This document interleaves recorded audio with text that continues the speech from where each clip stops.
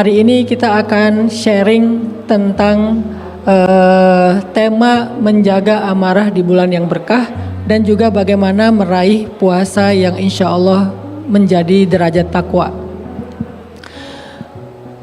Poin pertama yang saya ingin berbagi dengan teman-teman Promak di seluruh Indonesia adalah bahwa Nabi SAW itu teladan yang paling baik dalam melaksanakan ibadah puasa. Jadi puasanya Nabi itu adalah puasa yang produktif. Kalau bahasa anak muda itu bukan gara-gara puasa dia jadi mager, jadi malas beraktivitas, jadi kurang produktif, jadi nggak kemana-mana gara-gara alasan puasa. Ditambah lagi kadang-kadang ada yang alasannya gara-gara hadis tidurnya orang yang berpuasa itu adalah ibadah, sehingga sepanjang hari tidur terus gitu. Padahal kalau kita membaca sejarah kehidupan Nabi itu justru Nabi sangat produktif di bulan puasa. Di bulan puasa itu kaum muslimin mendapatkan banyak sekali kemenangan-kemenangan besar. Mulai dari Fathu Makkah, pembebasan kota Makkah itu terjadi di bulan puasa.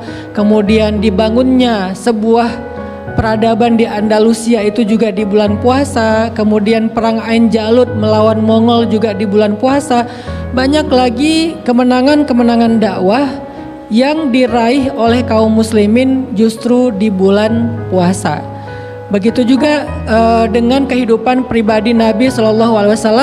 Justru Nabi itu menjadi orang yang ajwadun nas fi syahri Ramadan, menjadi orang yang paling produktif dengan kebaikan dan amal soleh di bulan Ramadan.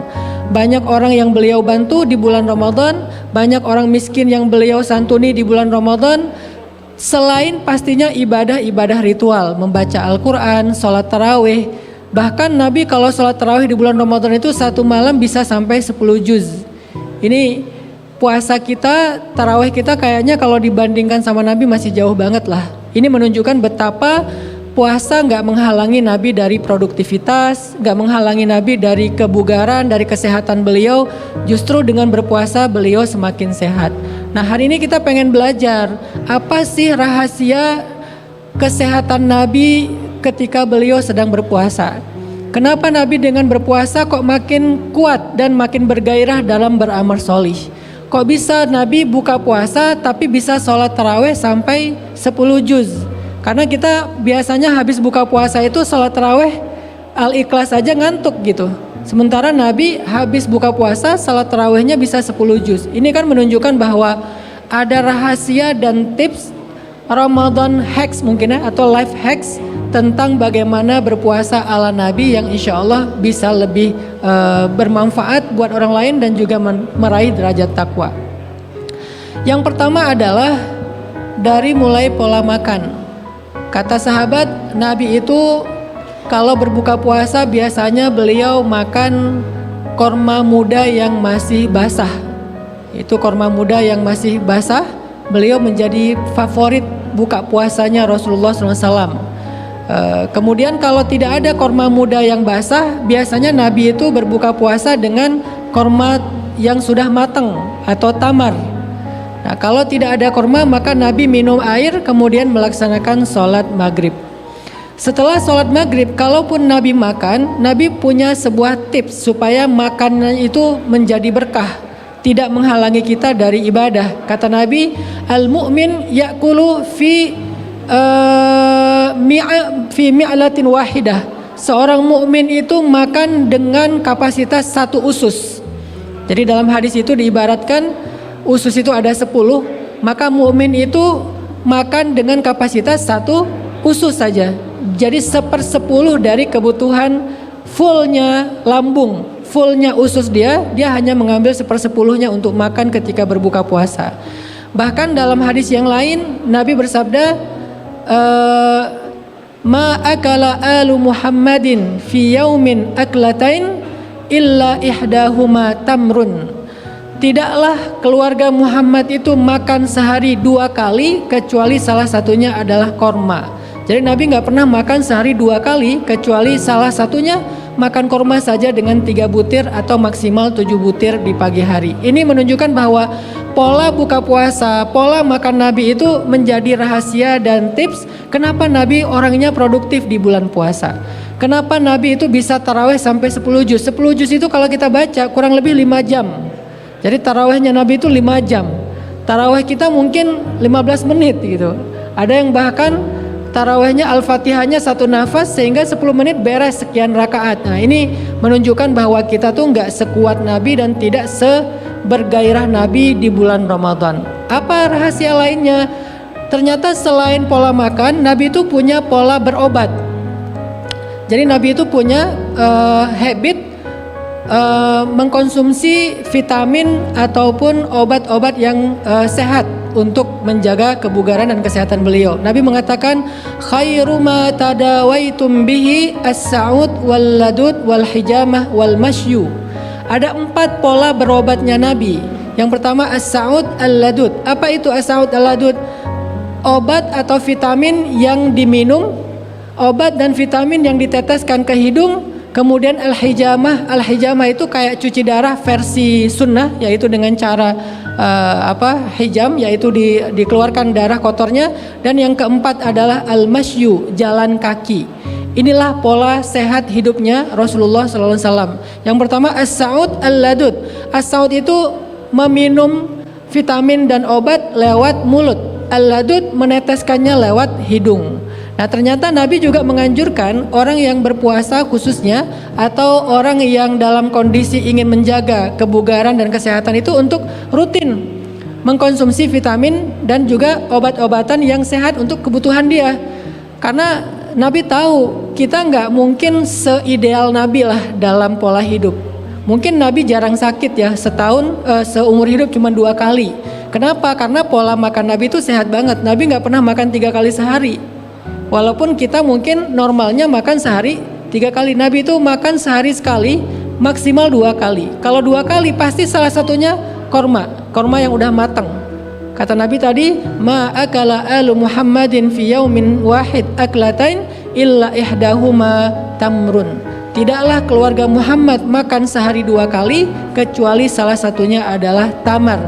Tamar itu korma matang yang manis. Itu udah cukup untuk membuat beliau sanggup beraktivitas. Sehingga bagaimana dengan kita yang tidak bisa menjaga pola makan seperti Nabi? Tadi Dr. Ulul Albab juga menyampaikan kita tuh kalau buka puasa kadang-kadang segala macam pengen dimakan. Pas lagi ngabuburit segala macam pengen dibeli. Ada gorengan, ada kolak, ada minuman manis, ada ini dan itu. Sehingga nyatanya seringkali ketika kita berpuasa kita justru memiliki keluhan tentang kesehatan, mulai dari sakit mah, lambung, bahkan ada yang gara-gara berpuasa dia jadi kambuh penyakit lamanya dan seterusnya. Maka karena itulah kenapa Nabi SAW menganjurkan kita untuk mengkonsumsi obat-obatan yang bisa menjaga kesehatan, ya minum obat, minum vitamin, promah dan seterusnya, supaya ketika kita berpuasa itu kita nggak ada alasan untuk tidak produktif. Jangan sampai gara-gara sakit mah kita jadi kurang produktif, gara-gara sakit mah kita jadi malah mager. Nah itu bukan puasa ala Nabi. Puasa ala Nabi itu tetap menjaga produktivitas. Harusnya di bulan Ramadan tuh produktivitas kita 2 kali lipat minimal lebih besar daripada di bulan yang lain. Kalau di bulan Ramadan justru kita lebih banyak mager, berarti puasa kita belum derajat takwa. Itulah kenapa ada tips dari Nabi untuk mengkonsumsi vitamin dan obat yang menyehatkan tubuh kita ketika kita sedang berpuasa. Yang ketiga yang saya ingin sampaikan adalah bahwa puasa itu secara moral adalah sebuah terapi bagi kita untuk memperbaiki akhlak. Jadi puasa itu adalah sebuah terapi bagi kita untuk memperbaiki akhlak. Bagaimana caranya? Nabi SAW bersabda, as-siyamu junnah. Puasa itu pelindung, perisai. Fa inimru'un qatalahu au syatamahu falyakul inni shaim inni shaim. Jadi kalau ada orang yang memancing kita untuk marah-marah, untuk bertengkar, untuk kemudian melakukan hal-hal yang tidak baik, maka kita mengingatkan diri kita dan orang itu dengan mengatakan saya lagi puasa. Ini artinya bahwa kalau kita sadar bahwa puasa itu adalah penjagaan kita dari hal-hal yang buruk, maka kita harusnya terhindar dari perilaku-perilaku yang tidak baik dengan cara berpuasa. Makanya Nabi mengatakan as-siyamu junnah fala yarfus wala yajhal. Puasa itu adalah pelindung, puasa itu adalah perisai, sehingga la yarfus, janganlah orang yang lagi puasa itu ngata-ngatain orang lain. Nih buat teman-teman anak muda nih, di bulan puasa harus tahan diri dari komen negatif di sosmed, harus nahan diri dari debat, nge-replay komen yang haters, harus nahan diri dari berdebat di grup WA bareng teman-teman, dan berbagai macam lagi perdebatan yang gak produktif. Kenapa? Karena ini soim, saya lagi puasa, saya gak mau berdebat, apalagi ya jahal, bertengkar, rame, mencela, kemudian temperamen, amarah, kemudian kita apalagi di bulan Ramadan itu yang paling ujian itu kalau pas pulang kerja, pulang sekolah, sore hari mau berbuka di rumah.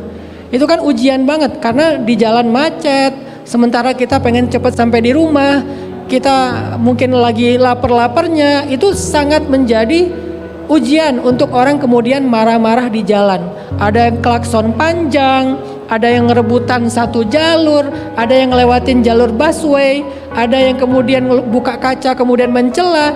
Dia lupa ketika kita berpuasa lalu kita terpancing amarah, maka pahala ibadah puasa kita gugur, tinggal puasa secara zahirnya saja. Makanya Nabi mengatakan betapa banyak orang yang berpuasa tapi dia nggak dapat apa-apa dari puasanya kecuali lapar dan haus. Kenapa dia dari puasanya cuma dapat lapar dan haus? Udah gugur pahala puasanya oleh marahnya, gugur pahala puasanya oleh sifat akhlak buruknya ketika dia lapar, apalagi ketika dia terganggu kesehatannya, sakit mah, sakit kepala, panas dingin segala macam, nggak biasa puasa, akhirnya dia marah-marah, marah di rumah, marah ke anak, marah ke istri, marah ke tetangga, marah ke orang di jalan. Nah, bagaimana cara kita mengatasi semua itu? Kita internalisasi lagi, kita bangun lagi awareness kita bahwa puasa itu harusnya menahan diri kita. Secara bahasa arti as-siyam itu imsak. Kata ulama as-siyamu huwal imsak. Puasa itu adalah menahan diri. Menahan diri dari apa? Bukan hanya makan dan minum, tapi juga menahan diri dari ucapan yang tercela, menahan diri dari emosi dan marah-marah. Sehingga dengan demikian mudah-mudahan puasa kita bisa menjadi puasanya orang yang bertakwa. Saya kira inilah dua hal yang paling penting untuk saya berbagi dengan teman-teman sekalian, baik yang ada di sini di Masjid Sunda Kelapa maupun yang menonton secara online. Saya simpulkan yang pertama adalah puasa itu harusnya meningkatkan produktivitas kita dalam kebaikan. Gak boleh menurunkan apalagi menghalangi. Gak boleh mager. Apa tipsnya? Satu, pola hidup dimulai dari pola makan. Makanlah seperti Nabi. Jangan kebanyakan, jangan kekurangan. Kalau kebanyakan itu membuat kita malas beribadah dan hilangnya empati kepada orang miskin. Kalau kekurangan, maka kita menzolimi hak tubuh kita. Nah, yang ideal itu kata Nabi makan itu 1/6 paling banyak dari kebutuhan kita. Jadi kalau kita ngelihat nasi padang nih, satu bungkus nasi padang itu harusnya dibagi 3 atau dibagi 6. Itulah pola makan yang sehat sebetulnya. Tapi kan kita nasi padang biasanya 2 bungkus sendiri ya kalau buka puasa. Gimana mau sholat taraweh? Harusnya nasi padang itu kan 1 porsi tuh.